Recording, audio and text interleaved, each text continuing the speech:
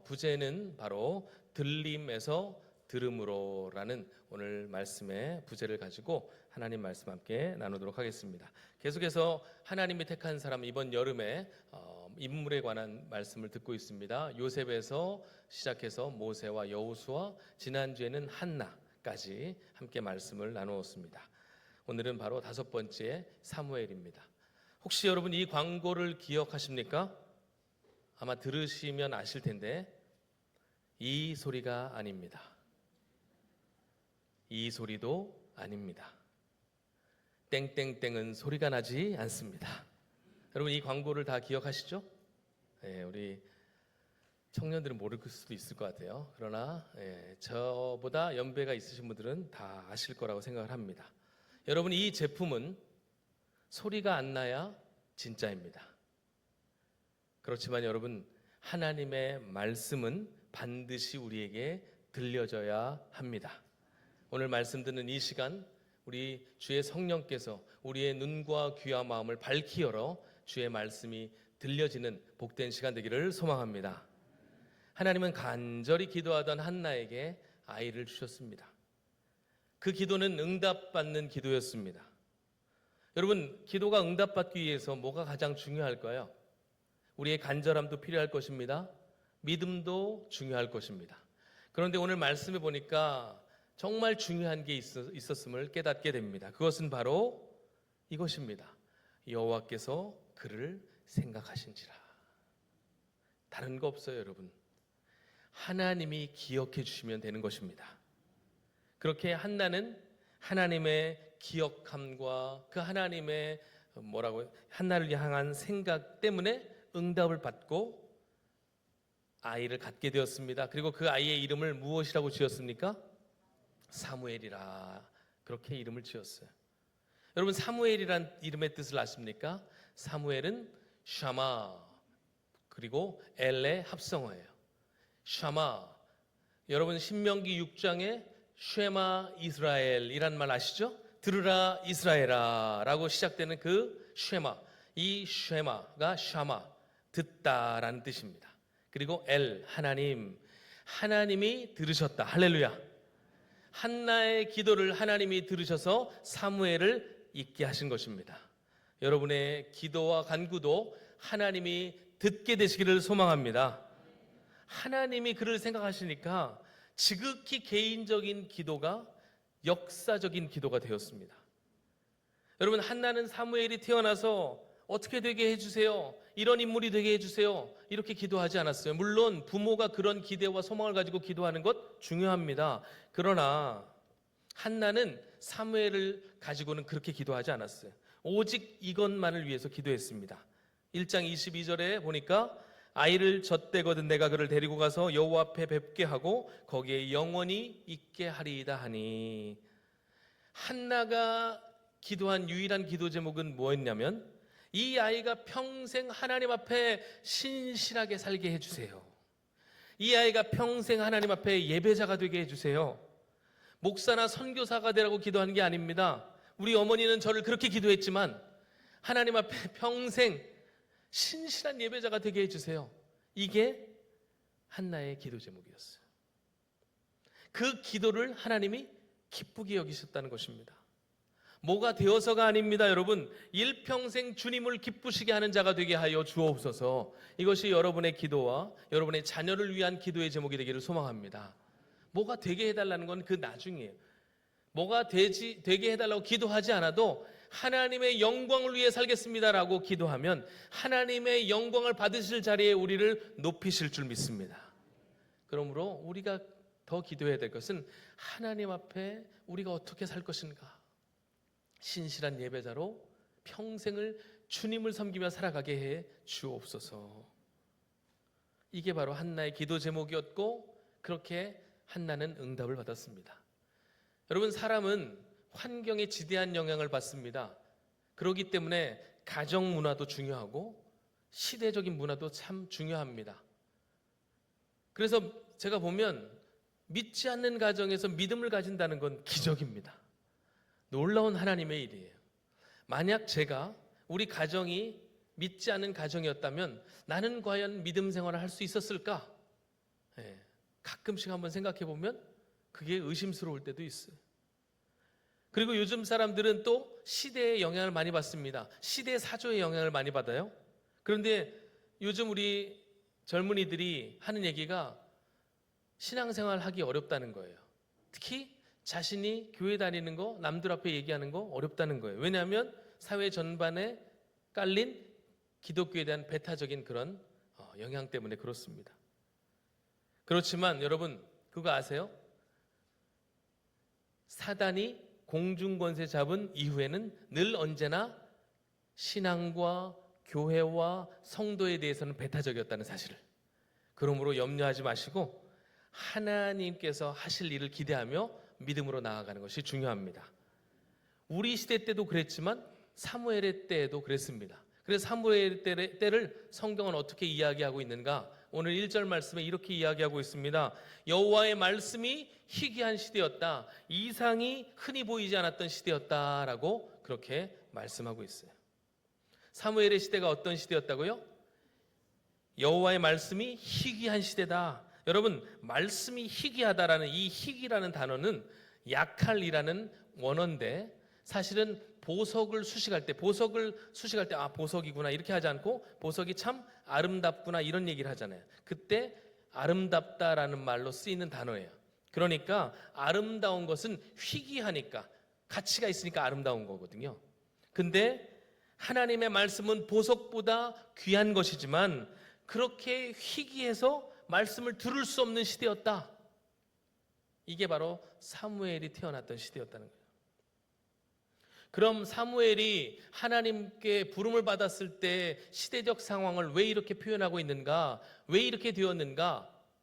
먼저는 말씀을 제대로 가르치는 자가 없었기 때문에 그래요. 여러분, 말씀이 희귀한 시대는 항상 말씀을 제대로 가르치는 자가 없다는 것과 연관이 됩니다. 재물을 탐하는 제사장은 있었지만 하나님의 말씀을 사모하는 제사장이 없던 시절이에요. 이렇게 하나님의 말씀을 기억하고 가르쳐야 할 제사장조차 하나님 앞에 신실한 예배자로 살아가지 못하니 말씀이 희귀한 시대가 되어버린 그 시대, 그때가 바로 사무엘의 때였다는 거예요. 또한 사무엘의 시대를 성경은 이상을 볼 수 없었던, 흔히 보이지 않았던 시대다 이렇게 이야기합니다. 이상을 영어 버전은 비전이라고 합니다. 즉 비전이 없던 시대였다. 말씀이 희미하니까 하나님께서 보여주신 비전도 희미할 수밖에 없죠. 잠언 말씀에 묵시, 이 묵시를 영어 성경은 비전이라고 번역을 하는데 묵시가 없으면 백성이 어떻게 행한다고요? 방자하게 행한다. 그러니까 사사시대에 딱 맞는 말씀이에요. 사사시대는 말씀이 없던 시대니까 백성이 방자히 자기 소견에 옳은 대로 행했던 시대가 바로 사사시대였어요. 사람이 자기 소견에 옳은 대로 살면 그렇게 그냥 살다가 죽는 겁니다. 비전이 없는 시대는 소망도 없는 거예요. 게다가 이 시대의 문제점을 사무엘상은 한 가지 더 이야기합니다. 무엇입니까? 2절 말씀이에요. 여러분 2절 말씀 화면을 보시고 같이 읽겠습니다. 엘리의 눈이 점점 어두워가서 잘 보지 못하는 그때, 즉 깨어 있어야 할 제사장, 깨어 있어야 할 리더가 눈이 어두워진 시대였다. 여러분, 리더가 눈이 어두워졌다라는 것은 소망이 없다는 것을 의미해요. 시대가 아무리 악하고 아무리 어려워도 지도자가 깨어 있으면 하나님이 소망을 주시더라고요. 요셉의 때에 그랬고, 모세의 때에 그랬고, 느헤미야 때에 그랬고, 다니엘의 시대도 그랬어요. 그러나 리더가 눈이 어두워지니까, 하나님의 말씀을 듣지 않으니까 점점점 시대가 어려워지고 소망을 잃어가는 시대가 되었다. 여러분, 리더가 깨어있지 않은 시대는 소망이 없어요. 그래서 여러분, 우리가 성도들이 나라와 민족을 위해서 기도할 때 지도자들을 위해서 기도하는 것이 바로 이런 이유예요. 교회를 위해 기도할 때 담임 목사와 교역자, 장로님들을 위해서 기도하는 이유도 다 이런 거예요. 리더가 살아야 공동체가 살기 때문에 그래요. 여러분의 가정이 여러분 때문에 살아나는 역사가 있기를 소망합니다. 신앙을 가진 사람이 리더예요. 믿음을 가진 자가 그 공동체의 리더가 된다는 사실을 우리는 잊어서는 안 돼요. 이러한 소망이 없던 시대 사무엘이 태어난 것입니다. 그런데 우리가 알아야 할 것은 뭐예요? 하나님은 어느 시대, 어느 때든지 말씀하지 않으신 적이 없으셨다는 거예요. 하나님의 말씀은 멈추신 적이 없으십니다. 다만 듣는 사람이 없었던 것뿐이에요. 노아 시대 하나님의 말씀이 희귀했습니다. 듣는 사람이 없으니까. 소돔과 고모라 땅에 왜 하나님의 심판이 임했습니까? 듣는 사람이 없으니까. 여러분, 하나님은 말씀으로 세상을 만드셨습니다. 그리고 지금도 말씀으로 세상을 운영하고 계십니다. 그리고 종국에는 말씀으로 이 세상을 심판하시고 회복시키실 거예요. 그러므로 우리 하나님은 말씀으로 역사하시는 하나님이심을 믿으시길 바랍니다. 그 말씀하신 하나님은 지금도 말씀하고 계시는 거예요. 다만 듣는 자가 없을 뿐이에요. 그 말씀이 가장 중요한 특징은 뭐예요? 말씀하신다는 건 뭘 의미하는 거예요? 듣길 원하신다는 거죠. 오늘 이 자리에 여러분을 왜 부르셨을까요? 오늘 우리가 함께 예배하는 자리에 왜 있을까요? 하나님이 말씀하시기 위해 부르신 거예요. 그 말씀은 듣게 하시기 위해 우리를 이 자리에 인도하신 줄 믿습니다. 하나님이 말씀하신다는 것은 듣기를 원하신다는 거예요. 근데 사사시대는 말씀이 희귀했다라고 하니까 그럴 수 있죠. 그런데 오늘날은 여러분 어때요? 말씀이 넘쳐나요. 어디에서든지 들을 수 있습니다. 그런데 여러분, 그런 말 있잖아요. 홍수에 마실 물 없다고. 너무 말씀이 많으니까 사람들이 말씀에 대한 사모함과 간절함을 상실해 버렸습니다. 우리 선조들 100여 년 전에 선교사님이 와서 교회를 세우고 평양 같은 곳에는 수십 리 밖에 있는 사람들이 부흥사경회로 하면 말씀을 사모하여 한겨울에도 집신 신고 그렇게 한 걸음으로 달려왔습니다. 말씀에 대한 사모함이 있을 때 하나님은 부흥을 허락하시는 거예요. 말씀에 대한 간절함이 있는 자에게 하나님은 말씀하시는 거예요. 여러분, 들려진다고 다 듣는 게 아니에요. 한자에도 보면 들을 문이 있고 들을 청이 있습니다. 영어에도 히어링이 있고 리스닝이 있어요. 테스트할 때 히어링 테스트라고 하지 않습니다. 어떤 테스트예요? 제가 잘 못한 리스닝 테스트예요. 집중해서 들어야지 들리는 거예요, 여러분. 많은 소리가 있지만 그냥 그 소리 중에 하나로 하나님의 음성을 그렇게 치부하면 아무리 많은 말씀을 주셔도 들리지 않는 거예요. 그러나 말씀을 사모하고 말씀 듣기를 원하는 자들에게는 하나님은 오늘도 이 시간에도 말씀하시는 하나님이심을 믿으시길 바랍니다. 여러분, 그런 사모함과 기대감을 가지고 오늘 전에 나오셨습니까? 그런 기대감 없이 그냥 형식적으로 주일이 됐으니까 나오셨습니까? 여러분, 기대감과 사모함을 가지고 지금부터 말씀을 들으시면 말씀하시는 하나님이 여러분에게 듣게 하실 것입니다. 그런 소망을 갖고 말씀을 들어야 돼요. 그런 자들을 통해서 하나님은 또 역사하십니다. 사무엘의 때 말씀을 듣는 자가 없으니 말씀을 듣는 자 사무엘을 부르신 거예요. 그런데 이 사무엘도 하나님의 음성을 들어본 적이 없으니 하나님께서 부르셨을 때 처음에는 몰랐습니다. 그래서 누구를 찾아가요? 엘리 제사장을 찾아갑니다. 스승님, 그리고 선생님, 저를 부르셨습니까? 아니, 나 너 부른 적 없다. 그렇게 3번씩이나 찾아가요. 예. 그 이유를 성경은 7절에서 이렇게 이야기합니다. 사무엘이 아직 여호와를 알지 못하고 여호와의 말씀도 아직 그에게 나타나지 아니한 때라. 하나님의 말씀을 천하의 사무엘도 듣지 못했습니다. 왜? 훈련되지 않았기 때문에. 여러분, 하나님의 말씀을 훈련되지 않으면 들을 수 없어요. 제가 아까 말씀드렸지만 리스닝 테스트 할 때 영어에 그냥 틀어놓으면 들리나요?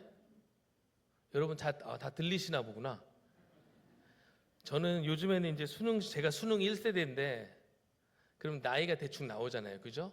예, 이제 수능 1세대인데 저희 때는 엉망이었어요. 그 시스템이 처음 하다 보니까. 그래서 이제 영어 시간에 리스닝 이제 딱 듣기 평가를 하는데 비행기가 지나갔어요. 1, 2번을 못 들었어요, 제가. 저만 못 들은 건 아닌 것 같고 그 교실에 있는 학생들이 다 못 들었어요. 네. 그래서 두 문제를 얘기하지 않겠습니다. 이게 듣고 싶어도 들을 수가 없어요. 그 영어 그냥 저절로 들리는 게 아니에요.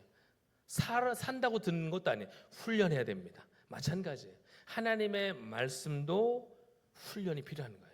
사실 우리를 움직이는 여러 음성이 있습니다. 하나님의 음성 외에도 우리의 마음과 생각을 움직이는 음성들이 있어요. 사탄의 음성, 그리고 옛 자, 변화되지 않는, 거듭나지 않는 나의 옛 모습의 음성이 들릴 때도 있고요. 예. 특별히 이 사탄의 음성은 하나님의 말씀으로 분명히 서 있지 않으면 우리가 혼란을 겪게 돼요.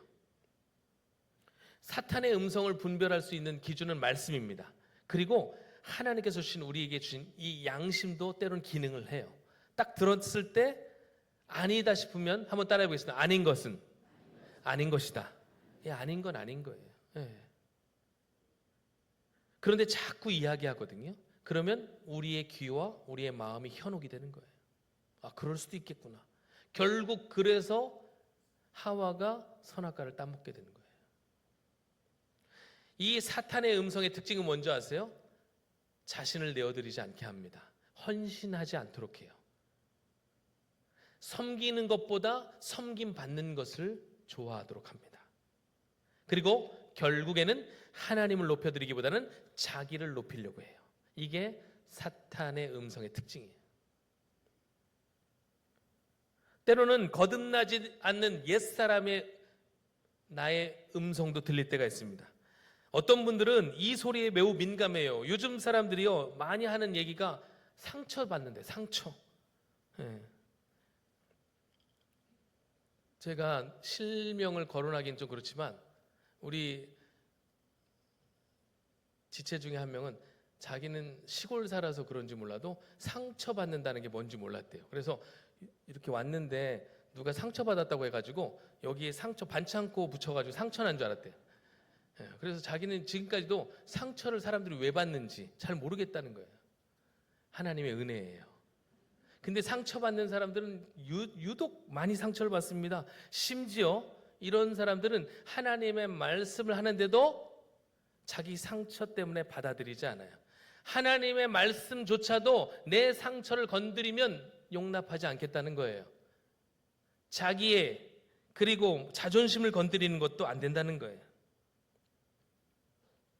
여러분, 이런 사람들이 하나님 음성을 듣기가 매우 어려워요. 또 어떤 경우 어렵습니까? 엘리의 두 아들처럼 반복되는 죄를 범할 때 하나님은 말씀하지 않으십니다. 왜냐하면 말씀해도 깨닫지 않기 때문에. 물론 처음에는 경고를 했겠죠. 그러나 지속적인 불순종은 결국 하나님의 음성을 차단시키는 거예요. 그런데 이게 제일 어려운 게 있어요. 하나님의 음성과 거듭난 내가 나에게 하는 음성이 있을 수가 있어요. 이게 참 어렵습니다. 예를 들어 이런 거예요. 성경에 보면 사도 바울이 언제나 주의 뜻을 순종했잖아요. 그래서 선교 여행도 갔습니다. 그런데 사도 바울은 소아시아 지역을 계속해서 선교하길 원했습니다. 그런데 우리 하나님의 뜻은 어떤 것이었어요? 이 사도 바울이 유럽 대륙으로 넘어가길 원하셨어요. 근데 여러분 보세요. 사도 바울이 기도하는 사람이었습니다. 늘 순종하는 사람이었는데 끝까지 소아시아 지역을 전도하려고 하니까 하나님이 환상 가운데 나타나셔서 막으시는 거예요. 이런 게 구별이 참 어렵습니다. 왜냐하면 둘 다 선한 뜻이에요. 둘 다 하나님의 일이기 때문에. 근데 하나님은 어떤 건 막으시고 어떤 건 여시는 거예요. 그렇기 때문에 우리가 기도하거나 하나님의 뜻을 분별할 때 가장 중요한 것 중에 하나가 뭐예요? 말씀을 최우선적으로 놓고 그 말씀의 권위를 두는 거예요. 그리고 그 말씀 앞에 자신을 내어드리는 것. 이것이 가장 중요합니다. 말씀보다 자기가 앞서기 시작하면 자기의 음성이 하나님의 음성으로 들리는 경우가 있어요. 그렇기 때문에 기도하며 분별해야 되는데 쉽지 않아요. 그래서 한번 따라해 보겠습니다. 그래서 훈련이 필요합니다. 지속적인 말씀 읽기 그리고 묵상과 기도가 없이는 이게 하나님의 음성을 바르게 분별하기란 쉽지 않다는 거예요. 그러나 여러분, 하나님이 우리에게 영혼을 사모하는 마음을 주셨어요. 그리고 우리가 영혼을 가지도록 하셨습니다. 그 얘기는 뭐냐면 영이신 하나님이 말씀하시는 통로로서 우리에게 그 기능을 주셨어요. 그러니까 하나님의 말씀이 우리에게 들려줄 수 있습니다. 그걸 믿고 기도하시면서 주의 음성을 사모하는 우리 모두가 되기를 소망합니다. 우리의 영혼에는 이렇게 하나님의 음성을 들을 수 있는 귀가 열려져 있다는 거예요. 자, 여기서 생각해 봐야 할 중요한 지점이 하나가 있습니다. 그것은 무엇인가? 사무엘은 어디에서 하나님의 음성을 들었는가? 이게 중요한 거예요. 사무엘상 2장 11절 한번 보십시오. 사무엘상 2장 11절에 보면 엘가나는 라마의 자기 집으로 돌아가고 그 아이는 제사장 엘리 앞에서 여호와를 섬기니라. 아멘. 이렇게 되어 있습니다. 사무엘이 어디에서 하나님의 음성을 들었는가? 사무엘은 성실하게 하나님을 예배하며 섬기는 자리에서 주의 음성을 들었습니다. 그러므로 여러분, 주의 음성 듣기를 원하십니까? 주님의 음성을 사모하십니까? 하나님을 예배하십시오. 그리고 그 예배를 통해 하나님을 섬기십시오. 그럴 때 하나님은 말씀하십니다. 그럴 때 하나님 말씀하시는 거예요. 어떤 직책을 가지고 있는 게 중요한 게 아니에요. 하나님께 온전하게 예배하는 것이 섬김의 시작임을 우리에게 보여주고 있는 것입니다. 대조적으로 엘리의 두 아들을 보십시오. 그 두 아들은 여전히 제사장 직분을 감당했습니다. 하나님을 성전을 섬겼습니다. 그러나 직무는 감당했지만 그들은 하나님이 찾으시는 예배와는 거리가 먼 사람들이었어요. 심지어 하나님의 제사를 멸시했다고 성경은 평가합니다. 그러므로 여러분, 무언가를 하기에 앞서 온전한 예배자로 살아갈 때 우리 하나님은 지금도 우리에게 말씀하시는 하나님이시다. 할렐루야. 그 말씀하신 하나님을 우리가 경험해 봐야 하지 않겠습니까? 오늘도 살아서 역사하시는 그 하나님, 그 하나님의 음성을 듣는 저와 여러분 되기를 소망합니다. 그런데 엘리의 두 아들은 또 엘리도 마찬가지였어요. 2절 말씀을 한번 보십시오. 오늘 말씀 2절 같이 한번 읽어볼까요? 시작. 엘리의 눈이 점점 어두워가서 잘 보지 못하는 그때 그가 자기 처소에 누웠고. 자, 그리고 3절 말씀을 한번 읽어보겠습니다. 시작. 하나님의 등불은 아직 꺼지지 아니하였으며 사무엘은 하나님의 궤에 있는 여호와의 전 안에 누웠더니. 자, 보세요. 지금 이 성경이 엘리와 사무엘을 대조하고 있습니다. 사무엘은 어디에 누워있다고 그래요? 지금 하나님의 전 안에 누워있대요. 근데 제사장 엘리는 지금 어디에 누워있대요? 자기 처소에 누워있대요. 여러분, 사람이 피곤하면 잘 수도 있고 누울 수도 있습니다. 그런데 여러분, 지금 사무엘상 3장 3절에 뭐라고 되어 있어요? 하나님의 등불은 아직 꺼지지 아니했다. 이거는 두 가지 의미가 있어요. 하나는 아직 하나님께서 그 시대 가운데 소망을 주셨다라는 의미이기도 하고, 하나는 제사장이 해야 할 직무가 여전히 있었다라는 것을 의미해요. 그러면 제사장이 어디가 있어야 돼요? 제사장이 하나님의 전 안에 누워 있고, 어린 사무엘은 어디가 있는 게 맞아요? 자기 처소에 누워 있는 게 맞죠.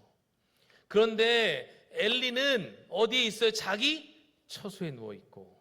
그러니까 하나님을 섬기는 일과 하나님을 예배하는 일을 제사장인 엘리가 등한시했다는 거예요. 그러니까 하나님이 말씀하지 않으시는 거예요. 누운 게 문제가 아닙니다. 태도가 문제라는 거예요. 하나님은 지금도 하나님을 찾고 예배하는 자를 찾으십니다. 그래서 수가성 여인을 만나서 주님이 뭐라고 하셨어요? 하나님은 영과 진리로 예배하는 자를 찾으시느니라. 진실함과 사모하는 마음으로 주 앞에 나오는 자들을 찾으시고 그에게 말씀하신다는 거예요. 하나님의 음성 듣기를 원하십니까? 예배의 자리로 나오셔야 되는 거예요. 그 예배 가운데 하나님은 말씀하고 계십니다. 자, 사무엘을 부르셨어요. 자, 그런데 처음에는 사무엘이 잘 못 알아들었는데 그래도 엘리가 경험이 좀 있잖아요. 그러니까 세 번째 오니까 엘리가 팁을 줍니다. 사무엘, 아마도 하나님이 너를 찾으시는 것 같아. 그러면 또 부르시면 주의 종이 듣겠습니다라고 이야기하고 하나님께서 말씀하시는 걸 잘 들어봐. 그렇게 이야기합니다. 그리고 하나님께서 사무엘을 또 부르시는 거예요. 네 번째 부르십니다. 그리고 하나님께서 말씀하시는 거예요. 주의 종이 듣겠나이다. 한번 따라해볼까요? 주의 종이 듣겠나이다. 주의 종이 듣겠나이다. 예, 하나님 저에게 말씀하여 주옵소서. 주의 종이 듣겠습니다. 그때 하나님이 말씀하시는 거예요. 10절부터 쭉 이하의 말씀은 어떤 말씀이냐면 저희가 읽진 않았지만 엘리와 엘리 가문에 대한 심판의 메시지를 말씀하십니다. 사무엘은 참 난감했습니다. 자기가 스승처럼 모시는 이 제사장 가문을 하나님이 심판하시겠다니 그 말씀을 전해야 되는데 너무 두려웠던 거예요. 그런데 엘리 제사장이 불러요. 궁금하잖아요. 사무엘, 하나님이 너를 찾고 뭐라고 말씀하셨어? 두려웠지만 가감없이 이야기합니다. 당신과 당신의 자녀들과 당신의 가정을 하나님이 심판하시겠답니다. 숨기지 않고 대답해요. 자, 여러분, 이때 참 저는 엘리의 반응이 안타까운데 엘리가 어떻게 반응했는지를 한번 보십시오. 18절 말씀 같이 한번 읽어보겠습니다. 시작. 사무엘이 그것을 그에게 자세히 말하고 조금도 숨기지 아니하니 그가 이르되 이는 여호와이시니 선하신 대로 하실 것이니라 하니라. 아멘. 엘리가 뭐라고 해요? 화를 내든지 아니면 당황해하든지 그러지 않고, 야, 이거 뭐 되게 있어 보이는 멘트를 해요. 하나님이 선하신 대로 하실 거야. 지금 이게 맞습니까? 여러분, 이게 합당한 반응이에요? 너 죽을 거야. 너희 가정 내가 심판할 거야. 하나님이 지금 그렇게 심판을 말씀하시는데 이게 정상적인 사람의 반응 맞습니까? 하나님 앞에 정상적인 사람이라면 어떻게 해야 돼요? 하나님 앞에 옷을 찢고 무릎을 꿇고 죄를 뒤집어 쓰고 하나님 한 번만 용서해 달라고, 하나님 한 번만 살려달라고, 우리 가정이 그동안 하나님 앞에 죄악된 모습 이제는 버리고 하나님 앞에 회개하며 나아갈 테니까 한 번만 기회를 달라고 그렇게 울부짖어야 되지 않겠습니까, 여러분? 사생결단의 각오로 자기 아들 그리고 자기 집에 수종드는 모든 사람까지 다 나와서 하나님 앞에 회개의 기도를 올려드려도 지금 하나님께서 마음을 돌이키실까 말까 한데 지금 뭐라고 하는 거예요? 하나님이 선하신 대로 그 뜻대로 하실 거야. 그러니까 너는 신경 쓰지 마. 여러분, 우리 하나님은 선하신 하나님이십니다. 요나가 심판의 메시지를 니느웨 성에 던졌을 때 니느웨 성의 왕과 그 백성들이 회개하며 하나님께 살려달라 부르짖을 때 그 멸망당에도 마땅할 이방 민족이 구원을 받았습니다. 여러분, 그렇다면 우리 하나님이 지금까지 어떻게 했든지 간에 자신을 위해 살아왔던 제사장 가문을 그렇게 쉽게 하나님이 심판하시겠어요? 그리고 사무엘에게 지금 말씀하셨다는 건 뭐예요? 제가 다 흥분이 되잖아요. 제가 제사장. 예. 그러면 말씀하셨다는 건 뭐예요? 지금 기회를 주시겠다는 거죠. 기회를. 깨닫고 돌이키면 하나님은 우리의 죄를 다시는 돌아보지 않으시는 분이에요. 그런데 엘리는 끝까지 그렇게 하지 않아요. 이게요, 하나님과 동행하지 않은 사람들의 전형적인 모습입니다. 왜냐하면 말씀의 은혜를 경험해 본 적이 없는 거예요. 말씀의 능력을 삶 가운데 경험해 본 적이 없으니까 하나님의 그 어미하신 심판의 말씀까지도 우습게 하는 거예요. 설마 뭐 그렇게 되겠어? 하나님은 다시 한번 그가 깨닫고 돌아와 회개하며 하나님의 일들을 감당하기를 원하셨지만 끝까지 엘리는 거부합니다. 말씀을 듣지 않는 사람들의 가는 길이에요. 시대를 밝히라고 세운 제사장 가문이 그렇게 몰락하게 되는 것입니다. 그러나 사무엘은 어떻습니까? 하나님의 말씀을 분별하여 들을 수 아니까 하나님의 말씀을 듣는 자를 하나님은 결국 세우시고 시대의 빛으로서 사용하셨습니다. 그는 말씀을 품고 살아갔고 말씀에 그 따라 비전을 보며 살아갔습니다. 그래서 19절 말씀에 이렇게 되어 있어요. 사무엘이 자라매 여호와께서 그와 함께 계셔서 그의 말이 하나도 땅에 떨어지지 않게 하시니. 아멘. 그가 했던 모든 말을 하나님이 들으셨다고요. 할렐루야. 여러분이 하는 기도, 여러분이 가는 간구, 여러분이 뭐든지 원하는 모든 것들을 우리 하나님이 다 들어주시기를 소망합니다. 그러려면 말씀을 듣는 자로 나와야 돼요. 하나님이 그와 함께 계셔서, 하나님이 그와 함께 계셔서, 임마누엘의 하나님이 함께 하시면 그의 말이 하나도 땅에 떨어지지 않는 거예요. 여러분은 하나님과 함께하는 삶을 살아가고 계십니까? 사람은 누구와 함께하느냐에 따라서도 인생이 달라지는 거예요. 그래서 부모님들이 좋은 친구 사귀라고 해요. 영향력 있는 사람과 교제하라고 합니다. 왜요? 좋은 영향 받으라고. 사람 한 명 잘 사귀어도 인생의 길이 달라지는 걸 다 알기 때문에 그렇습니다. 그렇다면 여러분, 우리는 누구랑 교제하며 누구랑 살아야 합니까? 우리 하나님은 말씀하십니다. 나와 함께 동행하자고, 나와 함께 교제하자고. 여러분, 다니엘이 사자굴 속에 있으면서도 왜 두려워하지 않았습니까? 사자들이 자기는 물지 않을 것을 알았기 때문에? 아니요, 하나님이 그와 함께 하셨기 때문에.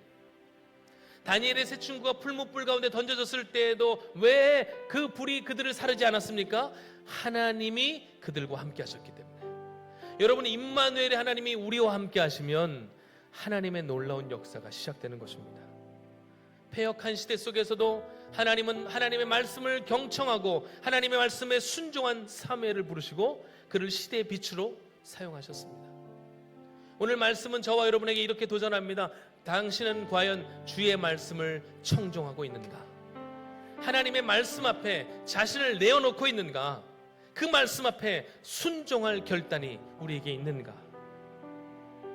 말씀을 듣는 저와 여러분을 통해 침묵하시던 하나님께서 말씀하시는 하나님으로 그렇게 사무엘의 시대에 바뀌셨듯이 오늘 이 시대를 깨우고 여러분이 속해 있는 공동체를 깨우고 여러분이 속해 있는 모든 곳에서 놀라운 하나님의 은혜의 역사가 나타날 수 있는 그런 귀한 은혜의 통로로 저와 여러분이 말씀 듣는 우리가 쓰임받게 될 수 있기를 주님의 이름으로 축복합니다. 아멘. 우리 함께 찬양하고 기도하겠습니다. 말씀 앞에서 경외함으로 함께 찬양합니다.